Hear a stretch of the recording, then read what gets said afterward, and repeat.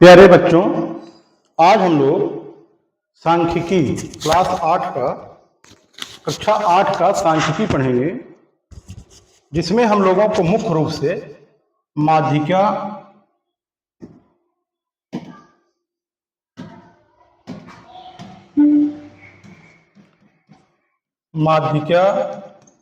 बहुलक, उसके आगे दंड आरेख, आयत चित्र और अन्य चीजें भी हैं, लेकिन आज की क्लास में हम लोग मुख्य रूप से माध्यिका और बहुलक इसी पर फोकस करेंगे। यदि आंकड़ों को पहले हमको एक आंकड़ा दिया गया रहेगा, ठीक है, उस आंकड़े को हम लोग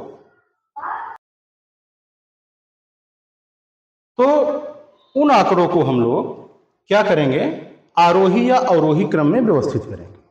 सुनो बात हमारी, माध्यिका निकालने के लिए हमको एक आंकड़ा दिया गया रहेगा, ठीक है। उस आंकड़े को हम लोग सबसे पहले क्या करेंगे, या तो आरोही क्रम में लिखेंगे या फिर अवरोही क्रम में लिखेंगे, ठीक है।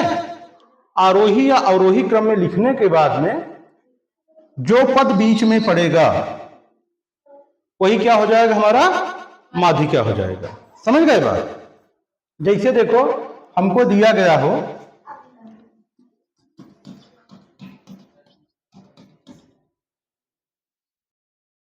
ये देखिए, ये हमको 5 पद दिए गए हैं, कोई आंकड़ा दिया गया है, ठीक है। इन आंकड़े में पहले हम इसको आरोही क्रम में चलो लिखते हैं। आरोही क्रम लिखेंगे तो क्या होगा, पहले 3, 4, 5, 6, 8। अब मध्य में कौन पद है, 5 है, यही माध्यिका है। समझ गए हमारी बात? तो दिए गए आंकड़े को हम लोग क्या करेंगे, पहले आरोही क्रम में या अवरोही क्रम में लिखेंगे, ठीक है। आरोही या अवरोही क्रम में लिखने के बाद में जो पद मध्य में पड़ेगा, मध्य मतलब बीच में जो पद पड़ेगा, वही क्या कहलाएगा, माध्यिका कहलाएगा। समझ गए हमारी बात? चलो आगे।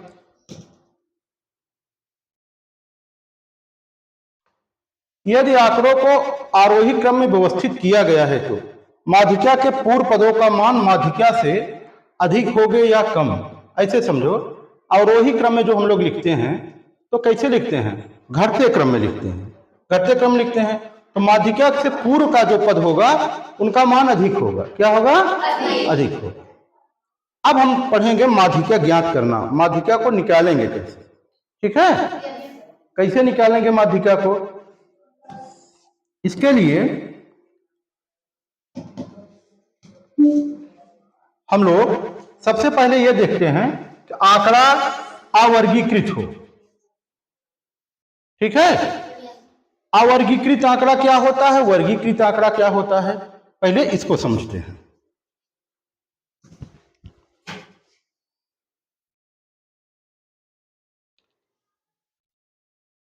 देखो, अवर्गीकृत आंकड़ा होता है बच्चों, जैसे अभी हम लोगों ने देखा ना, इसे 3, 4, 5, 6, 7, 8 लिखे थे। जब ऐसे इस टाइप में दिया गया हो, ये आंकड़ा हमारा अवर्गीकृत आंकड़ा कहलाता है। कैसा आंकड़ा कहलाएगा, अवर्गीकृत आंकड़ा। इसमें हम ये देखेंगे पदों की संख्या, क्या देखेंगे, पदों की संख्या हमारी सम है कि विषम है, सम है कि विषम है।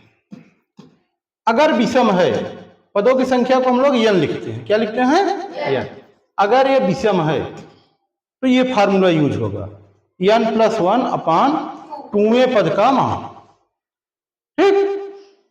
और अगर n सम है तो 1/2 n/2वें पद का मान प्लस n/2 प्लस 1वें पद का मान। इन दोनों फार्मूलों को आप, ये किताब में ही, किताब का पेज है, समझ रहे हो ना। जब विषम होगी पदों की संख्या तब ये फार्मूला यूज करेंगे, और जब सम होगी पदों की संख्या तब ये फार्मूला यूज करेंगे। आई बात समझना? अभी हम लोग क्वेश्चन भी करके देखते हैं आगे इस पर।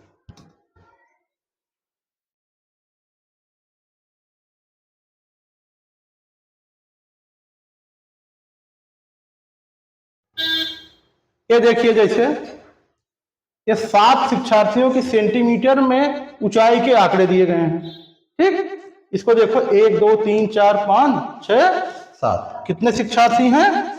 7 हैं। अब जो है इनको हमने क्या किया, आरोही क्रम में लिख लिया। सबसे छोटा उससे बड़ा उससे बड़ा, देख रहे हैं ना, आरोही क्रम में है। पदों की संख्या कितनी है? 7। 7 विषम है कि सम है? विषम है। तो विषम वाला फार्मूला क्या होता है? n प्लस 1/2वें पद का मान। ठीक है, यहां 7 प्लस 1/2, 7 1 8, 4 आएगा ना, तो चौथे पद का मान। चौथा पद कौन है? देखो, पहला, दूसरा, तीसरा, 151। कितना हो गया? तो चौथा पद हो गया 151। यही माध्यिका हो गया। आई बात समझ में? यही क्या हो गया? माध्यिका हो गया। अगला क्वेश्चन देखो, विद्यालय की बास्केटबॉल टीम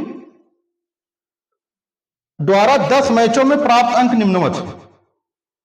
ये 10 मैचों में प्राप्त अंक है, किसके द्वारा? बास्केटबॉल टीम के द्वारा। अब 10 क्या है भैया? सम है, विषम है? सम है। तो कौन फार्मूला लगाएंगे? सम वाला। सम वाला फार्मूला क्या है? माध्यिका बराबर 1/2 n बाई 2वें पद का मान प्लस n बाई 2 प्लस 1वें पद का मान। ठीक है, तो चलो 10/2 करोगे तो क्या आएगा? 5वां पद, और 10 5वां 1 6वां पद। अब देखो, ये आरोही क्रम में लिखा गया आंकड़ा 1 2 3 4, 5वां पद 11, 6वां पद 12। तो क्या हो जाएगा? 11 प्लस 12/2, 11 12 23, 23/2 कितना हो जाएगा? 11.5। कितना हो जाएगा? ये हो गया 11.5 इसकी माध्यिका। समझ गए बात? चलो आगे। ये है जब आंकड़े अवर्गीकृत हो परंतु सारणीबद्ध हो। ये आंकड़ा कैसा है? अवर्गीकृत है लेकिन क्या है? सारणीबद्ध है। ये लिखा है पद और ये लिखा है बारंबारता। पद और बारंबारता मतलब समझते हैं? ये 2 जो है 3 बार है। 2 कितनी बार है? 3 बार। 4 2 बार है, 6 2 बार, 8 4 बार, 10 3 बार, 12 1 बार, 14 2। समझ गए हमारे? इसको लिखने के लिए हम ऐसे प्रश्नों में जब हमको माध्यिका निकालनी होगी तो 3 कॉलम बनाएंगे। कितना कॉलम? 3। एक में पद, दूसरे में बारंबारता, तीसरे में संचयी बारंबारता। ठीक है, इसको थोड़ा सा ऊपर करते हैं।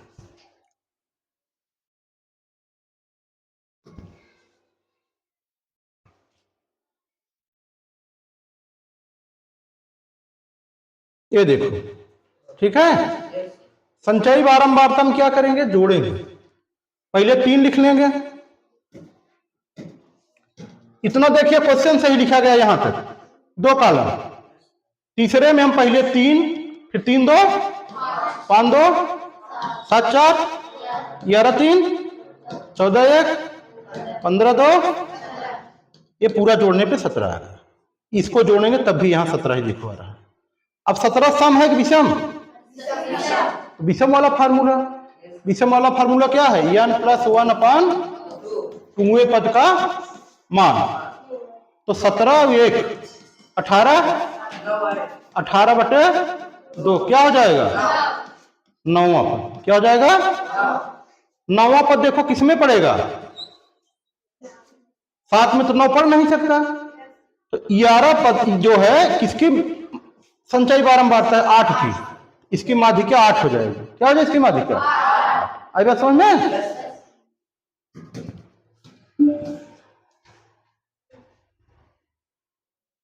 ये देखो, इसकी माध्यिका कितनी हो गई? 8। इसी तरह से ये क्वेश्चन भी है, देख रहे हो? ऐसे ही इसको करना है। अब हम सीधे एक्सरसाइज पे चलेंगे। सबको समझ में आ गया होगा? ये सम वाला है, ठीक है। एक एग्जांपल सम वाला है। ये देखिए, इस सब प्रश्नों को भी आपको करना है।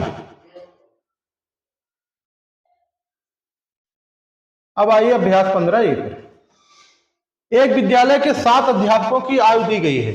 आंकड़ों की माध्यिका ज्ञात कीजिए। इसको करिए, सभी लोग करके दिखाइए। एक विद्यालय में 7 अध्यापकों की आयु, ठीक है, 25 ए दिया गया है। इसको पहले आरोही या अवरोही क्रम में लिखो। चलो मैं आरोही क्रम में लिख रहा हूं। सबसे छोटा क्या है? 23, 23 के बाद 30, ठीक है, तो 25 है, 25 है, 30 है, 32 है,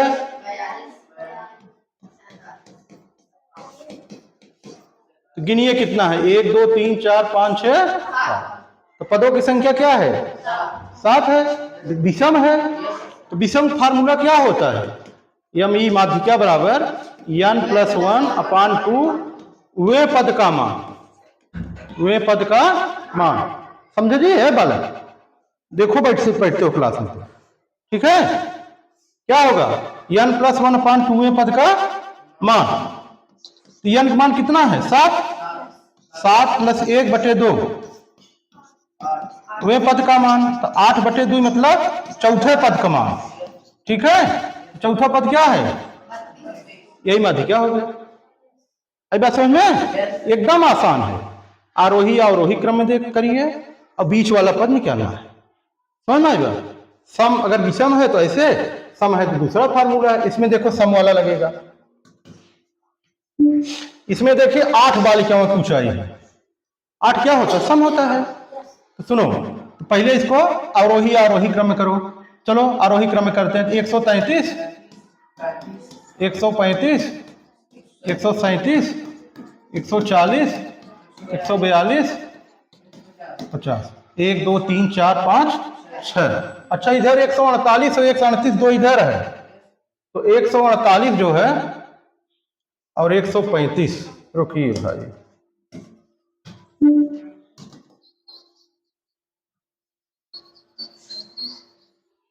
एक 133, 135, ठीक है, 133, 135, 137, फिर 138, 38 के बाद 140, 142, फिर 148, 150। 8 संख्या है। तो इसके लिए हम क्या करते हैं? माध्यिका का जो फार्मूला है n/2वें पद का मान प्लस n/2 + 1वें पद का मान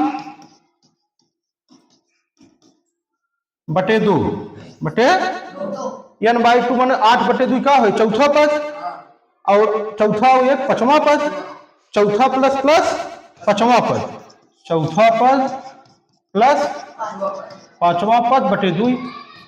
चौथा पद क्या है? 138, पांचवा 140 है, 138 प्लस 140 बटे 2, जोड़ दो 8, 4 और 3 7, ठीक है, 278 बटे 2, भाग दे दीजिए। 2 1 के 2, 2 3 6, 2 9 18, ठीक है, 139 आ गया। कितना आ गया? आई बात समझ में? यही माध्यिका हो गई। चलो एक क्वेश्चन करिए, तीसरा। तीसरा करिए। तीसरे में क्या करेंगे? 3 कॉलम बनाएंगे पहले। कितना कॉलम बनाएंगे? 3 कॉलम।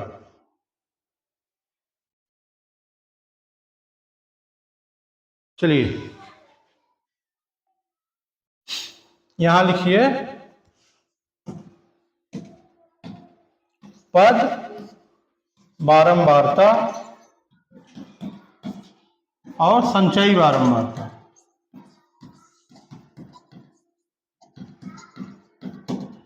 ठीक, पद बारंबारता, संचयी बारंबारता कितना है?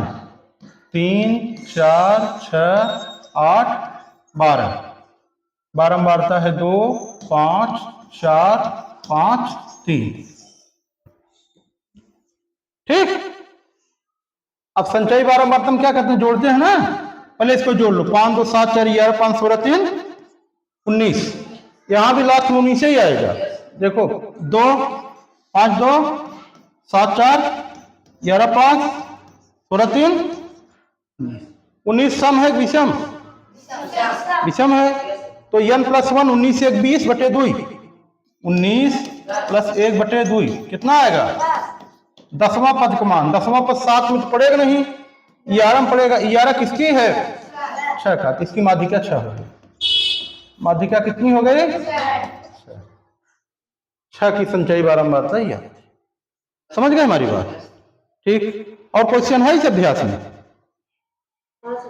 शिवम कई क्वेश्चन है शिवम? हाँ, एक और है। चलो, ये सबको समझ में आया कि नहीं? चलो आगे।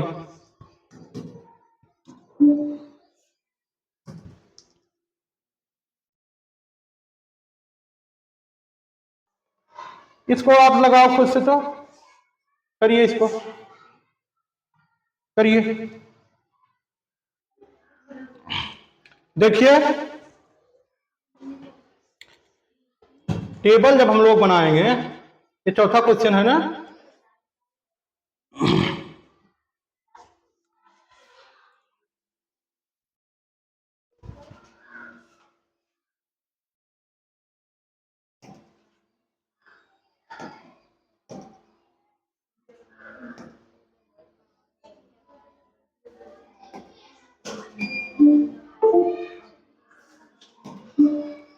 देखिए इसमें जो है पद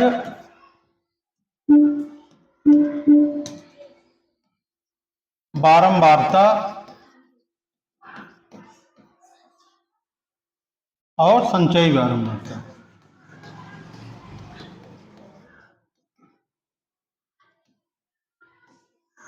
पद जरा बोलो कितना था? 4 5 यही था। बारंबारता